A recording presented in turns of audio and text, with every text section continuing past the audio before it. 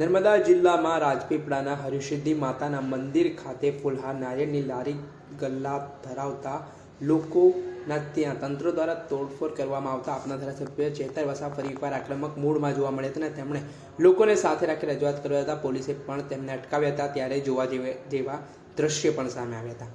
ઘટનાની વિગતે વાત કરીએ તો રાજપીપળા ખાતે હરિસિદ્ધિ માતાનું મંદિર આવેલું છે, જ્યાં નગરપાલિકા દ્વારા ફૂલહાર, નાળિયેર, અગરબત્તી જેવી વસ્તુઓ વેચતા લોકોની લારીઓ અને ગલ્લાની તોડફોડ કરીને તેમને હટાવી દેવામાં આવી. આ ઘટનાની જાણ થતાં આમ આદમી પાર્ટીના ધારાસભ્ય ચેતર વસાવા ઘટના સ્થળે દોડી આવ્યા હતા અને પીડિત લોકો સાથે તેમણે વાત કરી અને સમગ્ર મામલો જાણવાનો પ્રયાસ કર્યો.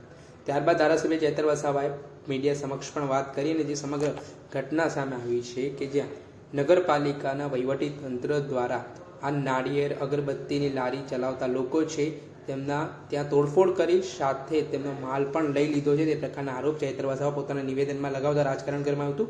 ત્યારે ઘટનાના સંદર્ભમાં ચૈતર વસાવાએ શું ચીમકી આપી હતી તે સાંભળી લો.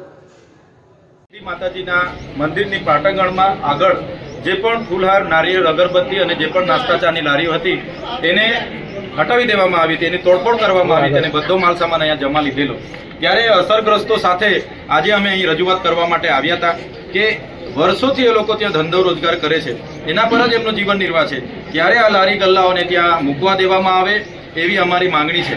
દેશમાં જેટલા પણ મંદિરો છે ત્યાં આવા રોજગારી મેળવતા કેટલાય લોકો પોતાનો પરિવારનો જીવન નિર્વાહ રોજગારી પરથી કરતા હોય. ત્યારે આમ જોવા જઈએ તો નગરપાલિકાના અનેક મુદ્દાઓ છે. અહીંની ગટરની વ્યવસ્થા હોય, પાણીની વ્યવસ્થા હોય, અહીંયા ટ્રાફિકની વ્યવસ્થા હોય, દબાણોની વ્યવસ્થા હોય, એના પર કોઈ ધ્યાન આપતું નથી અને આવા ગરીબ લોકોના લારી ગલ્લાઓ તોડી નાખવામાં આવે છે. ત્યારે આથી દુઃખ સાથે અમે અહીંયા રજૂઆત કરવા માટે આવ્યા છે અને સત્તાધીશોએ અમને વિશ્વાસ આપ્યો છે કે ગુરુવાર સુધીમાં એ રાબેતા મુજબ ચાલુ થઈ જશે. ત્યારે અમે અહીંથી રજૂઆત કરીને અમે રજા લઈએ છીએ.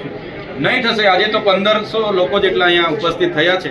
નહીં થશે તો આવનારા દિવસોમાં અહીં 10 થી 15,000 લોકો ભેગા થશે અને બહેનોને ન્યાય મળે એ જ અમારો હેતુ છે, એ જ અમારો ઉદ્દેશ છે. ડેડિયાપાડાના ધારાસભ્ય ચૈતર વસાવા તેમણે કહ્યું કે અસરગ્રસ્તોની સાથે મળી તંત્ર સમક્ષ રજૂઆત કરવા માટે અમે આવ્યા છીએ. તેમણે કહ્યું કે વર્ષોથી લોકો મંદિરમાં પોતાનો ધંધો રોજગાર ચલાવે છે. આ તમામ લોકો મંદિર સામે પોતાના લારી ગલ્લા મૂકીને પોતાનું ગુજરાન ચલાવતા હોય છે, પણ નગરપાલિકાઓ પાસે ઘણા મુદ્દાઓ છે. ગટરના મુદ્દા, પાણીના મુદ્દા, રોડના મુદ્દા, આવા મુદ્દાઓ પર કોઈ ધ્યાન આપતું નથી અને ગરીબ લોકોના ધંધા રોજગાર ઉપર અસર પહોંચાડવામાં આવે છે, તેમને નુકસાન કરવામાં આવે છે. તેમણે વધુમાં કહ્યું કે સત્તાધીશોએ અમને વિશ્વાસ અપાવ્યો છે કે ગુરુવાર સુધીમાં તમામ લોકોના કામ રાબેતા મુજબ ચાલુ થઈ જશે અને આજે અમે 1500 લોકોને મળીને રજૂઆત કરવા માટે આવ્યા છીએ. ત્યારે ચૈતર વસાવા જ્યારે રજૂઆત કરવા માટે પહોંચ્યા હતા ત્યારે પોલીસનો જડ 20 લાખ બંદોબસ્ત પણ ઘટના સ્થળે હતો. જોકે તેને લઈને થોડાક સમય માટે પોલીસ અને ચૈતર વસાવા વચ્ચે બોલાચાલીના દ્રશ્ય પણ સામે આવ્યા હતા. ત્યારે હવે આ મામલાને લઈને આગામી દિવસોમાં જોઈ રહ્યું કઈ પ્રકારની પરિસ્થિતિનું નિર્માણ થાય છે કે પછી એક જલદ આંદોલનની શરૂઆત થાય છે તે જોઈ રહ્યું. દર્શક મિત્રો, એનકવરેજ ન્યૂઝને આપ લાઈક કરી લો, સબસ્ક્રાઇબ કરી લો અને શેર કરો.